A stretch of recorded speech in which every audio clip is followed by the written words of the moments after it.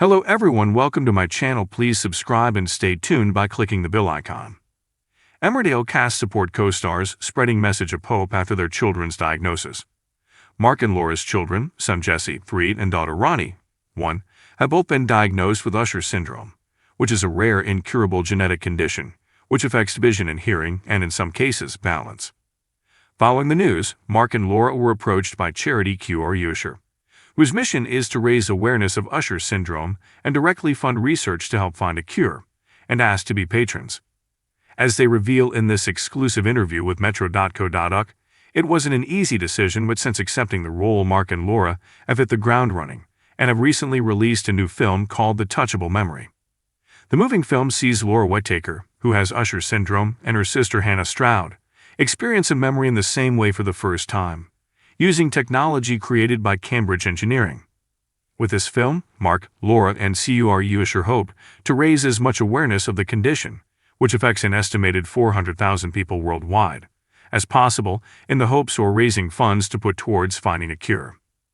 Since The Touchable Memory came out earlier this week, Mark and Laura have been inundated with support from their Emmerdale co-stars, who are just as passionate about the cause. During our chat, Mark and Laura explained just how much this support meant to them, as well as delving into the process behind making the film and their hopes for the future. It is a rare genetic condition that affects vision, hearing, and balance. Our firstborn had hearing loss at birth, and it has been an ongoing process since then to find out where his hearing loss came from. Through a genetic test, we found that he lived with Usher syndrome, and he was going to grow up with hearing loss, and he's going to lose his vision as he gets older. And then we have Ronnie, and she also has the condition and is going to be the same as him. Laura, Jo Milne, who is the founder of QR Usher, saw that we were liking lots of stuff on pages to do with Usher syndrome, and she put 2 and 2 together. She just reached out to both of us and said, "I'm the founder of this charity, this is what it is, if there is some connection, we're here for you. And also, how would you feel about being a patron?" Mark: during that time, we didn't feel prepared enough to stand solid with a charity. We didn't feel like we had enough understanding ourselves to commit to something. So we thanked her. We discussed it with other people we'd met through Usher searches. Thank God for social media in this case, and they led us to their stories, their conversations. It gave us a bit of hope. At first, it seemed that if we were to join a charity, we would be outing Jesse. Laura: we felt like it was a huge conundrum. Like it was unfair to tell the world before we ever had an opportunity to tell him. It was a really difficult decision. We agonized over it, didn't we? Mark: we were aware that we're in the public eye, and that instantly it would become something that we wouldn't have control over. We didn't feel that we had control over it at the time, so it was a real struggle. Laura: ultimately, I think those conversations came to a head by us going, we are going to absolutely kick ourselves if, in 10 years' time, we get to a point, and there's so much difference we could have made, and we didn't because we were scared of him finding out, or all the things we were worried about. We just got to go for it.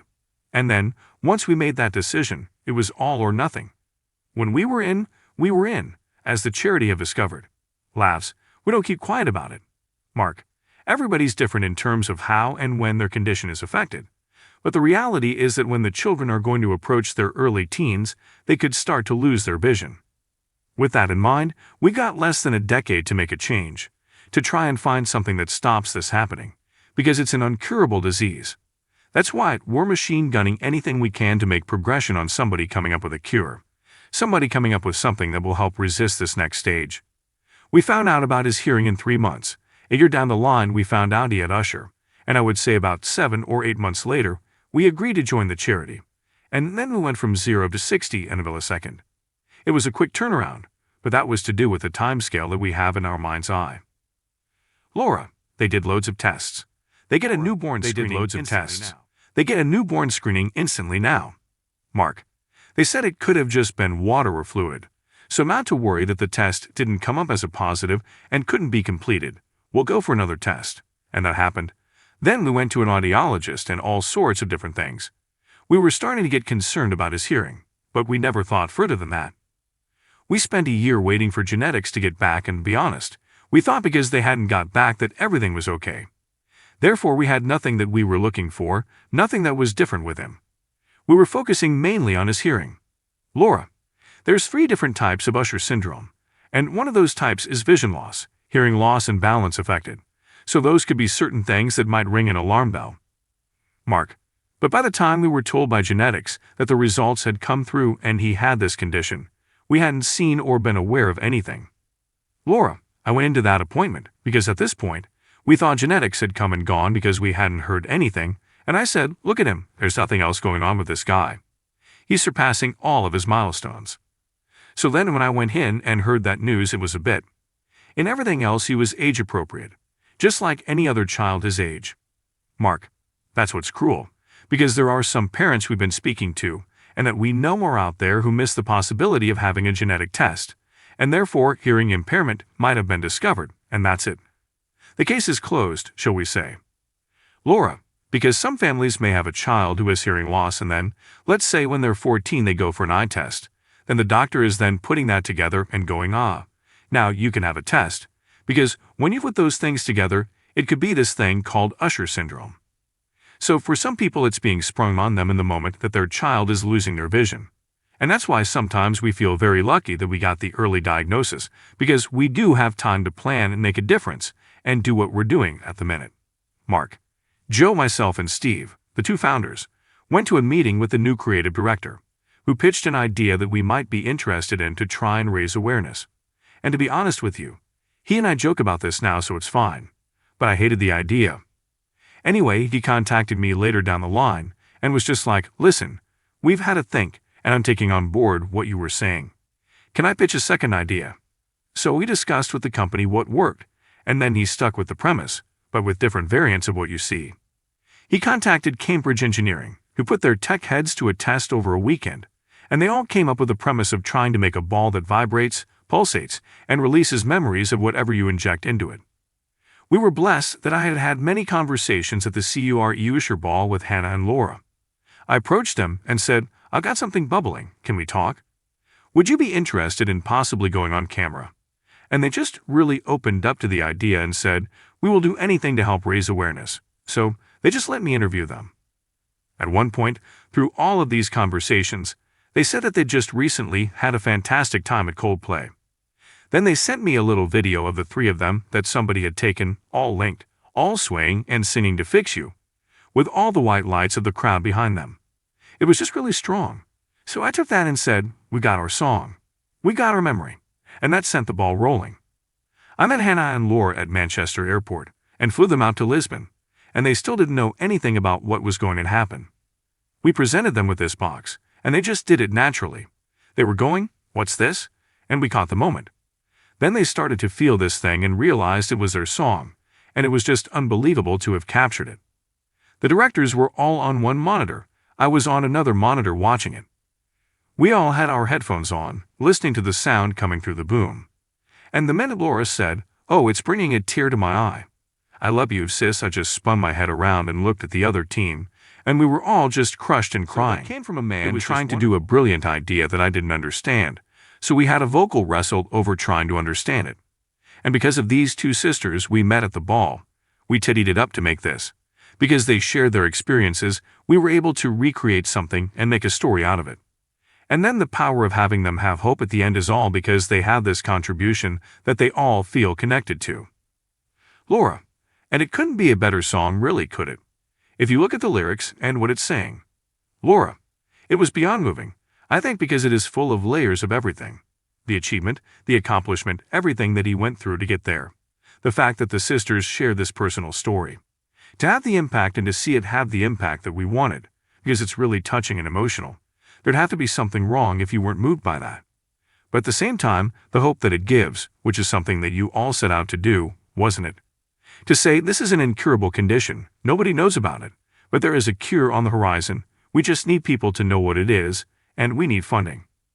We need to raise awareness, and more importantly funds, and we'll find a cure. We were just so moved, and we could see so much emotion in the pair of them. It was really powerful to see them together, to see their relationship and all that history, and then to see this amazing thing that they'd done come to life. Laura: it's amazing because I haven't had to ask anybody to post that. Sometimes because we have obligations and responsibilities to the charity. If I'm on set with someone or we're talking to friends, I might have said, oh, if you wouldn't mind, but we very rarely have to ask people to do it, because they're so on board with what we're doing. Just to see everybody posting it off their own back, without us saying anything and getting messages off people going, wow. I was at the dressing room with Nicola Wheeler, and I was showing her, and she wasn't saying anything, she was just bawling. Everyone's saying, I'll share it, and Kelvin Fletcher's going, we need to get the film straight on Instagram, let's do it. The support we've got has been unbelievable. The way people have gone out of their way to try and help you. Mark. It's that wonderful thing that you must hear on a regular basis among any of the soaps that people go, we're a team. We're a family. And we've been more than aware that, since our personal journey started, the amount of people who have stepped forward without any hesitation from work and have just committed to sharing that journey with us. And that's when you know that, when we say the words, we're a family, they're great people, that's the proof for us. There is no saying it for the sake of a soundbite. These people are sharing and committing to anything they can do to help us. There's people saying what they're planning to do for the charity later down the line, and it's incredible. Everybody has their own life to live and their own problems.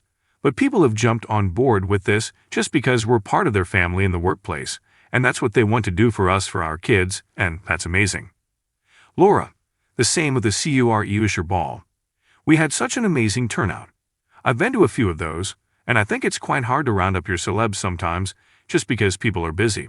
But we had so many, it was ridiculous. But you kind of go, it's probably going to diminish the number next year, because people have used their token, people will be on holiday. But we've already had loads of people going, I'm coming. We've probably got about 20 confirmed already. People are amazing. Laura, it's been a mixture of emotions. A real mixed bag of being excited to see everyone. Excited to be back at work and doing what I love.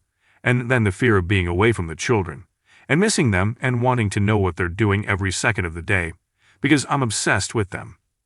You sort of go, gosh, those long days, it's going to be really hard. But actually, it hasn't been. It's all panning out, and we're getting into a nice routine with it. We got a bit of structure to our days that we didn't have before, and they just accept it. They have an amazing nursery, and they have an amazing time with their dad. They have an amazing time with whoever they're with.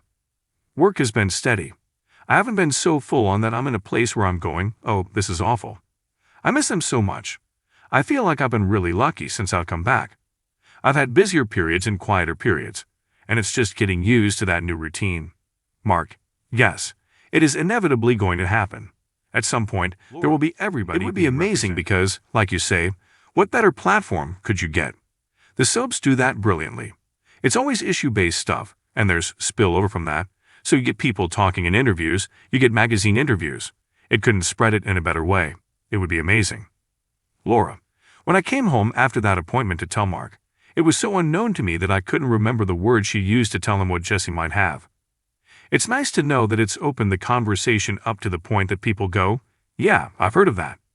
Because inevitably, the more people that know about it and talk about it, the more attention it gets, it will get more funding. Cystic fibrosis has very similar statistics to Usher's syndrome in terms of its rarity, but everybody knows what cystic fibrosis it is. It's that kind of thing. It should be like a household thing that people talk about and know about. And it makes everything more inclusive. Everything should be so inclusive that no matter what the children know, or people living with the condition know about themselves and it, they are part of everything that is known to us as normal. That's what we want. More teachers of the deaf, and more awareness will just bring more support and more funding. And then, instead of being 15 years away from a cure or a treatment, maybe we can bring that down to 6 or 7.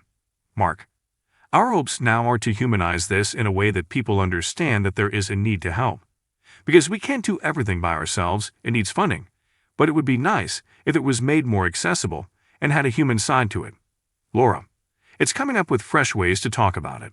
You don't always need things off people, but just to find a new way that we could get this out there now. What kind of interview could we do? What kind of fundraiser could we do that's never been done before? How else can we spread this chat within every aspect of life, from general life to professional settings? We're just going to keep going and try to come up with some creative ways. Mark, I think it's going to achieve something that is feeding the process, and we're very grateful that it's got an emotional hook, because people can see that it's not a negative journey. It can be a really rewarding and exciting prospect to take control of your life and power through. I think this video is a stepping stone to making it more common. Laura, I think as well there might be people who have had a diagnosis of Usher's syndrome and are very scared. We speak to people who have had a diagnosis recently, and they're in a bad place because they're trying to come to terms with it and the unknown of the future and what it means for your child's life and how that's going to look. And I think seeing someone like Laura in that video, and she's living as normal a life as anybody else. She's married, she's got children, she has a job. There's a lot of positivity to take from people who are living with Usher syndrome of a certain age. It's like, in the meantime, while we do what we do and we try to find this treatment, there's also a message saying that there's hope and it's going to be okay. If you like the video, don't forget to like, comment, and share.